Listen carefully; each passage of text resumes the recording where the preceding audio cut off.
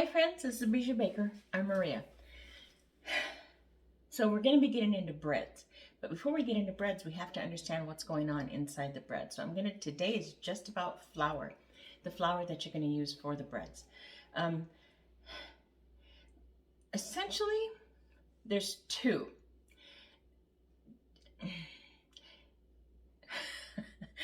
This is a very complex topic for breads, but it's not. Oh, Maria, speak. Once you get it, you'll get it. And it's not like you have to have this big process to get it. Bread flour and all-purpose flour. Those are going to be the two flours that you use for most breads. Self-raising has something in it. Cake flour has something in it. So we're just talking about the purest forms of flour.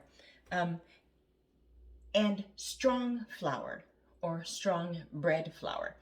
The strong part comes from when the protein levels are higher than 12%. And you want high proteins especially for your baguettes. The next video, we're going to be doing baguettes. So the strong flours are going to give you that really good, especially the crispy kind of breads, not focaccias, the ciabattas and the bread bowls and that kind of thing. You want strong flour or bread flour. And I use, the wind must have blown. I swear this dog barks for anything. I use King Arthur. Why? Well, because that right there, that the protein level is higher than 12%, and that's what you want. Some strong flours have 13%. This is just as good. I mean, it's not worth going to the trouble to find a 13% bread flour.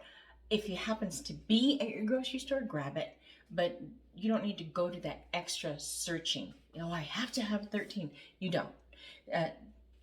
King Arthur is just like everywhere, so it's good. And it doesn't have to be King Arthur. This is just what I grabbed because it was on sale. I'm not going to lie. So look for something that's 12% or higher. Let me show you the difference. And it's so weird. I mean, it's like, me, I don't feel a difference, but it's there. Let me show you what I mean. Sorry that it's far away. I should have picked this up higher. But you'll get it. You're not going to miss anything. So this is the bread flour, and this is just the all-purpose flour. You're not going to really, if you touch them, you're not going to feel a difference. You're not going to see a difference. The bread flour is made from the bread flour that's going to give you your chewier breads because of the high protein. The all-purpose flour is going to give you more of a crumble texture for like scones and that sort of thing. And then there's another flour here that I don't have. I don't use it. No reason, really. No particular reason, is the strong wheat flour. And this is really great for those who really want the wholemeal bread kind of thing. The protein level is 12%, and it makes one of the most flavorful breads. And it's got, bits of whole kernel, and so it's higher in fiber. And so don't ask me why I haven't. I will just because it's an option, and I'd like to show you as many things as possible. But again, the protein level is what you want to watch out for your breads. Anything above 12 is going to give you a good chewy bread. Anything below is for your cakes and cookies and that sort of thing. So it'll be a more crumble kind of thing. That really is the very, very basic of flour.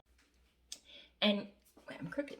You can go on to many other lessons and whatnot, but I don't want to intimidate you. I want to give you the basics so you know what's going on in your baking without overwhelming you. I mean, that's already out there. So bread flour and all-purpose flour. That's essentially all you need to know. And in baking math, That's a whole other world, baking math. It's really quite fascinating. A little tricky to get, I'm not going to lie. Um, Baking math, you're going to use 100% flour. Okay, so you have a recipe and it has flour, yeast, salt, water, and that's essentially that's essentially the basic, and sugar, the basic bread recipe. And then changing it all up does different things, obviously. Um, but let's say, so 100% of flour. Well, how can you possibly have 100% of flour and not even use the other ingredients? Because let's say you're going to use 2 cups of flour. Okay, so that's going to be 100% of flour. You can use 50 whole wheat and 50 bread. You understand? So in the end, it's 100% flour. So most especially with baking, that's where you're going to get, especially with sourdoughs. So 100% of flour can be a mixture of flours. Okay, same with cakes and stuff like that. That's why sometimes I'll use all-purpose flour and then some cake flour. It's still 100% flour. I've just changed it up a little bit. Is that interesting? That's interesting. And that's just the flour. And then the other ingredients make up the 100% of the entire recipe. Did you get that? I think so. I think so. You're pretty sharp.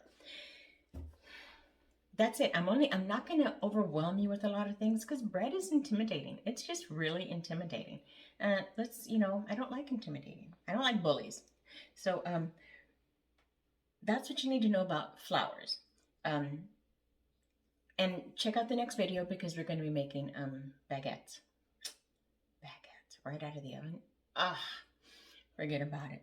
Okay, my friends, until next time, happy baking. Ah, that was fun. Don't forget to like and subscribe.